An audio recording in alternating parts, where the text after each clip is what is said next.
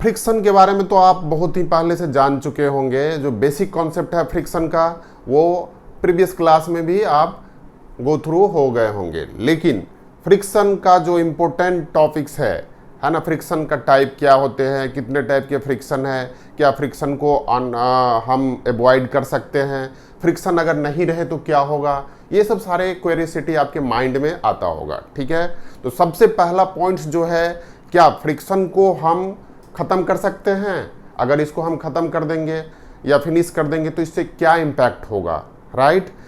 और जो पहला क्वेश्चन है, फ्रिक्शन को हम अवॉइड नहीं कर सकते हैं, राइट, उसका आंसर ये है। दूसरा पॉइंट है कि ऑटोमोबाइल इंडस्ट्रीज में जो फ्रिक्शन को मेंटेन करने के लिए और ओवरकम करने के लिए उसको ओवरकम करने के लिए हम 20% पेट्रोल और डीजल का कंजम्पशन होता है, लेकिन फिर भी फ्रिक्शन को एक सर्टेन लेवल तक मेंटेन किया जाता है। अगर ऐसा नहीं होगा तो क्या होगा? ऐसा नहीं होगा तो क्या होगा? जो आप कार है या कोई भी व्हीकल्स चला रहे हैं तो उसके टायर और रोड के बीच का जो फ्रिक्शन अगर मिनिमाइज कर देंगे तो क्या होगा? वो स्लाइड हो जाएगा और वो बैलेंस नहीं रहेगा और मोशन उसमें नहीं हो पाएगा, राइट। तो फ्रिक्शन को अच्छी तरह से समझने के लिए चलिए हम एक एक्सपेरिमेंट करते हैं। ये एक्सपेरिमेंट से ही आपको डिफरेंट टाइप के एक्सपेरिमेंट हम करेंगे जिससे आपको लर्निंग होगा कि फ्रिक्शन कैसे डेवलप होता है ऑब्जेक्ट में, दो बॉडी में। ठीक है, तो सबसे पहला चीज जो एक्सपेरिमेंट हम कर रहे हैं वो चलिए आइए हम डिस्कस करते हैं। केस वन है, ये मान लेते हैं कि ये ब्लॉक है, ठीक है, ये सरफेस है, ठीक है, और इस सरफेस पर जो है सो इसका नॉर्मल फोर्स जो है Fn लग रहा है और इसके वेट जो है W, जो वेट है इसका ये W है, right. W weight due to acceleration due to gravity and its mass. ठीक है, ये नॉर्मल स्टेट है। ये कोई भी ये एक ब्लॉक A पड़ा हुआ है किसी सरफेस B पर, ये B सरफेस है, इस पर पड़ा हुआ है, तो क्या इसमें कोई फ्रिक्शन फोर्स लग रहा है? क्या इसमें क्या है? इसमें आप देखेंगे कि इस केसेस में हमने इसमें कोई एक्सटर्नल फोर्स नहीं लगाया है ना, तो नो एक्सटर्नल फोर्स लगाए, तो इसमें क्या होगा कि इसमें किसी टाइप का कोई स्टैटिक फ्रिक्शन नहीं है, स्टैटिक फ्रिक्शन नो है। ठीक है, अब केस 2 है। केस 2 में जो है तो यहां पर जो है Fs इज इक्वल टू 0 या नहीं है। केस 2 है जिसका हम डिस्कस करते हैं कि मान लेते हैं कि एक एक्सटर्नल फोर्स लगाए, एक्सटर्नल फोर्स F लगा दिए, ठीक है, इसको पुल करने के लिए। जो दूसरा एग्जाम्पल ले रहे हैं केस 2 का, इसको हम देखते हैं। ये ऑब्जेक्ट, ये ब्लॉक जो है A, ये B ब्लॉक पर रेस्ट में है, ठीक है, इसका जो वेट होगा ये W is equal to mg होगा और इस पर नॉर्मल फोर्स लगेंगे, है ना, F नॉर्मल फोर्स लगेंगे, राइट, ये नॉर्मल फोर्स लगेंगे। ठीक है, अब इसमें जो है पॉइंट कि इसमें हमने कोई एक्सटर्नल फोर्स लगा दिया है ना, लेकिन ये एक्सटर्नल फोर्स जो है, एक्सटर्नल फोर्स लगने से क्या हो रहा है कि इसमें फ्रिक्शनल फोर्स Fs डेवलप करता है जो कि इसके मोशन को अपोज करता है, लेकिन इसमें क्या है कि अपोज मोशन जो है सो नहीं आया है। एक्सटर्नल फोर्स तो आपने लगा दिया लेकिन नो मोशन हो गया, नो मोशन। ठीक है, इसमें कोई मोशन नहीं है, एक्सटर्नल फोर्स लगाए और ये स्लाइडली पुल किया लेकिन इसमें कोई भी मोशन नहीं हुआ, तो क्या होगा? पहले केसेस में फ्रिक्शनल फोर्स 0 था, इसमें क्या होगा कि फ्रिक्शनल फोर्स डेवलप हो जाएगा। जो फ्रिक्शनल फोर्स डेवलप होगा उसका वैल्यू क्या होगा? Fs is equal to F होगा और ये अपोजिट डायरेक्शन में होगा। ठीक है, ये Fs इज इक्वल टू जो होगा ये फ्रिक्शनल फोर्स, ये अपोजिट डायरेक्शन में होगा फ्रिक्शनल फोर्स। ठीक है, दूसरा एक्सपेरिमेंट से ये आपको लर्निंग हुआ। तीसरा एक्सपेरिमेंट जो है केस 3, उसमें हम क्या करते हैं कि एक्सटर्नल फोर्स लगाते हैं, एक्सटर्नल फोर्स F लगाते हैं, है ना, फोर्स F लगाते हैं और जिसका मैग्नीट्यूड जो है इवन स्ट्रॉन्गर देन दिस है, इससे स्ट्रॉन्गर है। अगर आप देखेंगे ये स्लाइड, ये सेम सिनारियो या इसी फिगर को हम बार बार करते हैं। तो इसका फोर्स जो है सो इस केसेस में स्ट्रॉन्गर, ये फोर्स जो है इसका डायरेक्शन अपोजिट है, लेकिन ये वैल्यू जो है सो और ज़्यादा लगाया, आपने और एफर्ट लगाया उस ब्लॉक को पुल करने में, लेकिन क्या हुआ कि इसका टेंडिंग जो है मोशन नहीं आया, नो मोशन हुआ, ठीक है, नो मोशन। फिर क्या होगा, जो इसमें जो एक्सटर्नल फोर्स लगेंगे, जो फ्रिक्शनल फोर्स लगेंगे, वो एक्सटर्नल फोर्स के इक्विवेलेंट लगेंगे और डायरेक्शन अपोजिट होगा, ठीक है। केस 4 हो गया। केस 4 में जो है सो आपने और फोर्स लगाया, आपने और ट्राई किया पुल करने का, ठीक है, इतना फोर्स लगाया लेकिन फिर भी वो स्लाइड नहीं हुआ, है ना। तो इसका जो फ्रिक्शनल एक्सटर्नल फोर्स का मैग्नीट्यूड आप बढ़ाते जा रहे हैं, लेकिन उसमें कोई मोशन नहीं आया, कोई भी उसमें रिलेटिव इसको पुल नहीं कर पाया। ये जो आपने एक्सटर्नल फोर्स का मैग्नीट्यूड धीरे धीरे बढ़ा रहे हैं, लेकिन इसको ये पुल नहीं कर पाया। तो क्या होगा, उसमें भी फ्रिक्शनल फोर्स का जो मैग्नीट्यूड होगा, फ्रिक्शनल फोर्स का मैग्नीट्यूड होगा, वो होगा क्या, F के बराबर, और इसका डायरेक्शन क्या होगा, अपोजिट टू द मोशन। जो केस 5 था है, उसमें क्या करते हैं हम कि केस 5 में जो है सो इतना स्ट्रॉन्गर फोर्स लगाते हैं कि फाइनली क्या होता है कि अप्लाइड फोर्स जो होते हैं, अप्लाइड, ये केस 5 को समझना बहुत ज़रूरी है। अप्लाइड फोर्स जो है has overcome the frictional force. ये अप्लाइड फोर्स क्या करेगा, फ्रिक्शनल फोर्स को ओवरकम कर देगा, एंड बॉडी या ब्लॉक क्या करेगा, starts moving with acceleration A।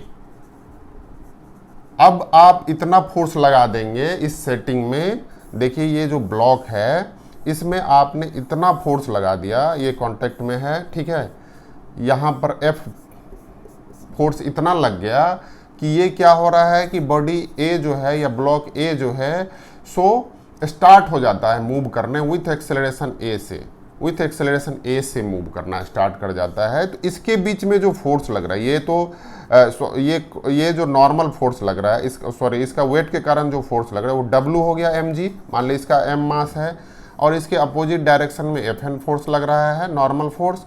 अब यहाँ पर जो फ्रिक्शनल फोर्स डेवलप होगा F, ये फोर्स कौन सा होगा, ये आ जाएगा काइनेटिक फोर्स, है ना, काइनेटिक फ्रिक्शनल फोर्स, ठीक है। इसको बोलते हैं काइनेटिक फ्रिक्शनल फोर्स, ठीक है। तो इससे क्या होगा कि ऑब्जेक्ट जो है सो इसमें स्टार्ट हो गया टेंडिंग टू मूव करने के लिए, ठीक है। तो इसका ये एक्सपेरिमेंट से हुआ कि अप टू एक्सपेरिमेंट 4 जो फ्रिक्शनल फोर्स एग्जिस्ट कर रहा था सरफेस A और B में, है ना, उसके बीच में जो फ्रिक्शनल फोर्स एग्जिस्ट कर रहा था वो स्टैटिक फ्रिक्शनल फोर्स था। लेकिन जैसे ही ऑब्जेक्ट स्लाइड करता है और वो मूविंग करना शुरू कर देता है, अपोज एक ब्लॉक, जो ब्लॉक A है वो मूविंग करना स्टार्ट कर देता है, तो वहाँ पर आ जाता है आपका काइनेटिक फ्रिक्शनल फोर्स, ठीक है। तो काइनेटिक फ्रिक्शनल फोर्स जो होते हैं वो हम Fk से रिप्रेजेंट करते हैं, राइट, ठीक है। अब जो केस 5 के बाद केस 6 है, केस 6 में क्या करते हैं कि मान लेते हैं कि उसमें इतना फोर्स लगाते हैं कि ताकि वो बॉडी जो है ब्लॉक आपका भी वेलोसिटी से मूव करता रहे। ये फोर्स का मैग्नीट्यूड इतना है कि वो भी वेलोसिटी से मूव करते रहे, ठीक है, मूव करते रहे। तो इस केसेज में जो फोर्स लगेगा ये क्या होगा, काइनेटिक, जब मोशन में लगेगा तो काइनेटिक फ्रिक्शनल फोर्स लगेगा, काइनेटिक फ्रिक्शनल फोर्स लगेगा जब ये कांस्टेंट वेलोसिटी से मूव कर रहा है इधर की तरफ, ठीक है। तो उसमें जो फोर्स लगेगा, ये तो F नॉर्मल हो गया और ये mg हो गया, तो इसमें जो फोर्स लगेगा, इसके मोशन, जब कोई बॉडी मोशन में है और उसमें जो फोर्स अपोज करेगा वो काइनेटिक फ्रिक्शनल फोर्स लगेगा। इंपॉर्टेंट चीज़ है कि काइनेटिक फ्रिक्शनल फोर्स जो होते हैं, काइनेटिक फ्रिक्शनल फोर्स F के इसका वैल्यू वेराइज नहीं करता है, ये कांस्टेंट होता है, ये कांस्टेंट होते हैं विथ सरफेस, और इसका मैग्नीट्यूड, ये सब सारे चीज़ हम अभी डिस्कस करेंगे कि इसको कैसे निकालते हैं, ठीक है।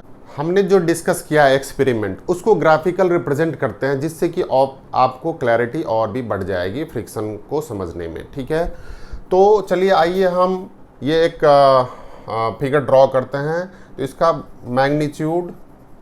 मैग्नीट्यूड ऑफ फ्रिक्शन, इसको हम y एक्सिस में ड्रॉ करते हैं, y एक्सिस में, और विथ टाइम, जो एक्सपेरिमेंट हमने किया टाइम, क्योंकि टाइम के साथ हमने फोर्स अप्लाई किया। ठीक है, ये ओरिजिन हो गए, ये मैग्नीट्यूड ऑफ फ्रिक्शन एफ रखते हैं। तो एफ जो है सो कभी कहाँ तक एफ एस होता है और कहाँ पर एफ के हो जाता है, ये भी इम्पोर्टेंट है समझना। तो जैसे जैसे आपने फोर्स अप्लाई किया उसका मैग्नीट्यूड बढ़ने लगा और एक सर्टेन लेवल पर पहुँच के यहाँ पर ब्रेक हो जाता है, और उसके बाद ये कांस्टेंट इस तरह से फोर्स लगता है। ठीक है, तो ये जो पॉइंट है ये हो गया break away point. Break away का मतलब हो गया, और ये जो वैल्यू है F S is equal to क्या हो गया कि मैक्सिमम, है ना, मैक्सिमम फ्रिक्शनल फोर्स। ठीक है, ये इसको हम लिख सकते हैं एफ एस मैक्स, और इसका मैग्नीट्यूड अभी हम थोड़ी देर में डिस्कस करेंगे, म्यू एस इंटू एन होगा, या एन को हम लिख सकते हैं force into N, normal force, ये होगा। ठीक है, और यहाँ पर जो आ रहा है वो क्या होगा, एफ काइनेटिक फ्रिक्शनल फोर्स होगा। राइट, तो इस एक्सपेरिमेंट से आपको क्या लर्निंग हुआ, इस ग्राफ से अच्छी तरह से आप समझ सकते हैं कि कोई भी ऑब्जेक्ट या कोई भी ब्लॉक अगर किसी सरफेस पर पड़ा हुआ है तो आप उसको या तो पुश या पुल करते हैं। तो जब पुश या पुल नहीं करते हैं तो उसके बीच में जो फ्रिक्शनल फोर्स होगा एफ एस वो 0 होगा। ठीक है, और जैसे ही आपने पुश या पुल स्टार्ट किया तो क्या होता है कि फ्रिक्शनल फोर्स का मैग्नीट्यूड जो है सो धीरे धीरे बढ़ता है। आप देख रहे हैं फ्रिक्शनल फोर्स का जो मैग्नीट्यूड है ये बढ़ता है, लेकिन यहाँ तक बढ़ता रहेगा, और अभी तक जो बॉडी है या ब्लॉक है वो रेस्ट में है, ये मोशन में नहीं है। इंपॉर्टेंट चीज़ समझने वाली है कि यहाँ तक जो है बॉडी क्या है, रेस्ट में है। तो ये सेल्फ एडजस्टिंग फोर्स है कि जैसे जैसे आप एक्सटर्नल फोर्स बढ़ाएंगे वैसे वैसे फ्रिक्शनल फोर्स क्या करेगा, वो आपको अपोज करेगा, मोशन को अपोज करता है, और एक सर्टेन लेवल तक ही अपोज कर पाएगा।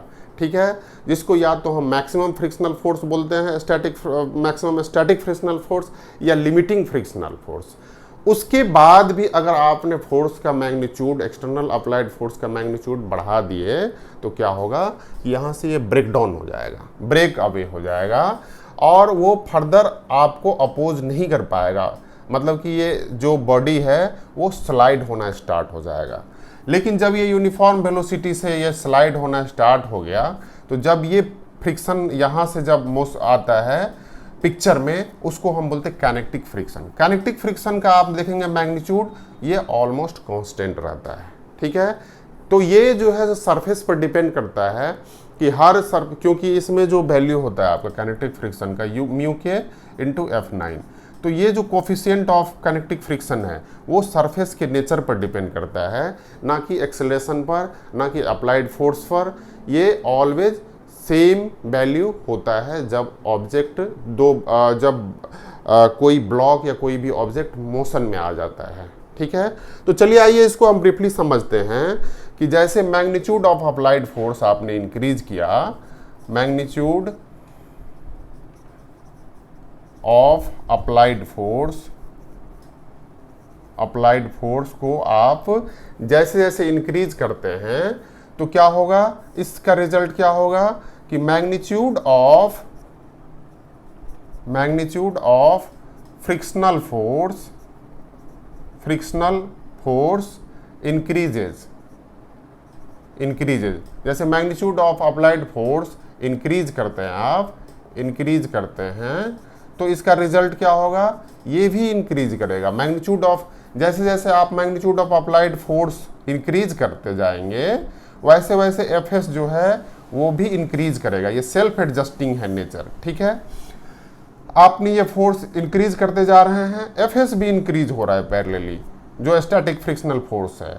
लेकिन क्या होगा, व्हेन अप्लाइड फोर्स, है ना, अप्लाइड फोर्स एक सर्टेन वैल्यू पर पहुंचेगा, सर्टेन वैल्यू पर पहुंचेगा, वहां पर क्या होगा कि ये जो फ्रिक्शनल फोर्स है वो अपोज फर्दर नहीं कर पाएगा कि उसको मोशन नहीं हो, तो वहां पर आके क्या होता है, ब्रेक हो जाता है, ब्रेक अवे हो जाता है। तो इस केसेस को जो है सो हम बोलते हैं ब्रेक अवे पॉइंट, और यहां से स्टार्ट हो जाता है बॉडी का मोशन। ठीक है, अब यहां से शुरू होता है kinetic frictional force, kinetic frictional force. तो काइनेटिक फ्रिक्शनल फोर्स क्या है? काइनेटिक फ्रिक्शनल फोर्स जो होते हैं, है ना, the frictional force that oppose the relative motion, ये क्या है? The frictional force that oppose the relative motion, oppose the relative motion, relative motion. Relative हम इसलिए बोलते हैं, है ना, क्योंकि आप रिलेटिव वर्ड जो टर्म हम यूज किए हैं काइनेटिक फ्रिक्शन को समझने के लिए, मान लेते हैं कि ये ब्लॉक ए है, ये ब्लॉक बी पर, है ना, ये ब्लॉक बी पर है रखा हुआ, बी पर रखा हुआ। अगर आप इसमें कोई एक्सटर्नल फोर्स लगाते हैं एफ, या इसमें आप एक्सटर्नल फोर्स एफ लगाते हैं, तो क्या होगा कि इसके सरफेस में जो है ए और बी के सरफेस में एक एफ एस, जब तक कि बॉडी स्लाइड नहीं हो रहा है, मूव नहीं हो रहा है, तो एक F S static frictional force develop होगा। वो कौन डेवलप करेगा? वो डेवलप करेगा बी के कांटेक्ट के कारण। ठीक है, इसके रिलेटिव वेलोसिटी को अपोज करेगा, रिलेटिव मोशन को अपोज करेगा। तो इसका मोशन जो है अगर ए का मोशन जो है बी के रिस्पेक्ट में फॉरवर्ड डायरेक्शन में है, तो फ्रिक्शनल फोर्स का डायरेक्शन क्या होगा? बैकवर्ड डायरेक्शन में होगा, उल्टा डायरेक्शन में होगा। तो जब भी फ्रिक्शन फोर्स आता है तो रिलेटिव स्लाइडिंग ऑफ ऑब्जेक्ट के कारण ही आता है। अगर वो एक ऑब्जेक्ट दूसरे ऑब्जेक्ट पर स्लाइड नहीं करेगा, है ना, तो फ्रिक्शनल फोर्स एग्जिस्ट नहीं करेगा। या स्लाइडिंग के कारण, जब भी स्लाइडिंग आप जब भी पुश या पुल करते हैं, उसी टाइम में ये फ्रिक्शनल फोर्स डेवलप होती है। ठीक है, तो अभी तक आप ये समझ चुके हैं जो बेसिक कॉन्सेप्ट है हमारा, कि ये जो स्टैटिक फ्रिक्शनल पार्ट है, इसका मैग्नीट्यूड आप सर्टेन लेवल तक बढ़ाते चले जाएंगे। ठीक है, बढ़ाते चले जाएंगे, लेकिन एक सर्टेन पॉइंट आएगा जहां से ये ब्रेक डाउन हो जाएगा, ब्रेक हो जाएगा, और उसके बाद ये मोशन स्टार्ट हो जाएगा। जब एक बार मोशन स्टार्ट हो जाएगा तो उसका जो काइनेटिक फ्रिक्शनल फोर्स का मैग्नीट्यूड है वो ऑलवेज रिमेन कांस्टेंट होता है। ठीक है, इतना जो हमने एक्सपेरिमेंट किया है, इस एक्सपेरिमेंट से कंक्लूजन पर पहुंचते हैं, जो कि मेन की आइडियाज है। की आइडियाज फ्रिक्शन के लिए है, की आइडियाज जो मेन चीज है हमें समझने वाली बात है। तो पॉइंट 1 है कि अगर, है ना, कोई ऑब्जेक्ट या कोई ब्लॉक किसी भी फ्लोर या किसी भी सरफेस पर है, रेस्ट में है, ठीक है, तो रेस्ट में है, तो इसमें अगर कोई मोशन नहीं है, नो मोशन, तो एक्सटर्नल फोर्स जो अप्लाइड है, एक्सटर्नल फोर्स आपने जो अप्लाई किया है, एक्सटर्नल फोर्स, वो क्या होगा? वो इज इक्विवेलेंट टू हो जाएगा, है ना, फ्रिक्शनल फोर्स का। या फ्रिक्शनल फोर्स जो उसमें लगेगा वो क्या होगा? सेल्फ एडजस्टिंग होगा अप टू फ्रिक्शनल फोर्स जो होगा वो एक्सटर्नल फोर्स के इक्विवेलेंट हो जाएगा। ठीक है, दूसरा जो की आइडियाज है ना, एक सर्टेन एक्सटर्नल फोर्स का मैग्नीट्यूड एक सर्टेन लेवल पर पहुंच गया जहां से कि ऑब्जेक्ट का ब्रेक अवे हो जाएगा, तो उसको हम बोलते हैं F S max, maximum of kinetic frictional force, sorry maximum of static frictional force. तो इसका जो वैल्यू होगा वो होगा mu S into F9, right. तो यहाँ पर जो म्यू एस है वो क्या है ना, कोफिशिएंट ऑफ स्टैटिक फ्रिक्शन, ठीक है। एंड Fn क्या है? नॉर्मल फोर्स है। क्या है? नॉर्मल फोर्स क्यों हो लगता है? ये आप देखेंगे कि Fn जो लगता है, ये आपका कोई भी ऑब्जेक्ट अगर A है तो इसमें जो Fn लगेगा ये परपेंडिकुलर टू इट्स वेट लगेगा। तो इसका जो वैल्यू होता है Fn का, ये हम बोल सकते हैं कि इक्विवेलेंट टू वेट के इक्विवेलेंट होता है नॉर्मल सिनारियो में, ठीक है। यहाँ पर तो किसी भी ऑब्जेक्ट का वेट अगर ज़्यादा होगा तो उसका क्या होगा, उसमें जो फ्रिक्शनल फोर्स होंगे वो ज़्यादा होगा ऑलवेज। तो अगर किसी लाइट ऑब्जेक्ट को स्लाइड करना बिल्कुल आसान है, और अगर कोई भारी से भारी ऑब्जेक्ट होगा उसको अगर आप पुश या पुल करते हैं तो डिफ़िकल्ट होता है। क्यों? क्योंकि उस केसेस में क्या होता है, फ्रिक्शनल फोर्स ज़्यादा डेवलप हो जाते हैं या जनरेट होते हैं। तो फ्रिक्शनल फोर्स जो है वो दो चीज़ पर डिपेंड करता है। ये है static coefficient of static friction, ये होता है नेचर ऑफ, ये जो डिपेंड करता है नेचर ऑफ किस चीज़ पर, ये डिपेंड करता है नेचर ऑफ सरफेस, ठीक है। और ये जो डिपेंड करता है weight of object, weight of block या ऑब्जेक्ट, ये दो इंपॉर्टेंट चीज़ है। थर्ड जो कंक्लूजन है, वंस ब्लॉक ए और B, sorry once A block starts moving, जब एक बार कोई ब्लॉक स्टार्ट हो जाता है मूविंग करना, तो वहाँ पर कौन सा फ्रिक्शनल फोर्स डेवलप हो जाता है, वो होता है काइनेटिक फ्रिक्शनल फोर्स। तो जब एक्सटर्नल फोर्स ज़्यादा हो गया तो उसके बाद वो मोशन स्टार्ट हो जाता है। तो वंस स्टार्ट मोशन, है ना, मोशन स्टार्ट हो जाता है तो उसमें जो काइनेटिक फ्रिक्शनल फोर्स लगेगा एफ के, जिसको एफ के से रिप्रेजेंट करते हैं, तो उसका होगा म्यू के और उसके बाद एन या एफ एन नॉर्मल फोर्स, ठीक है। तो म्यू के इज इक्वल टू क्या हो गया, इसको हम बोलते हैं कोफिशिएंट ऑफ काइनेटिक फ्रिक्शन।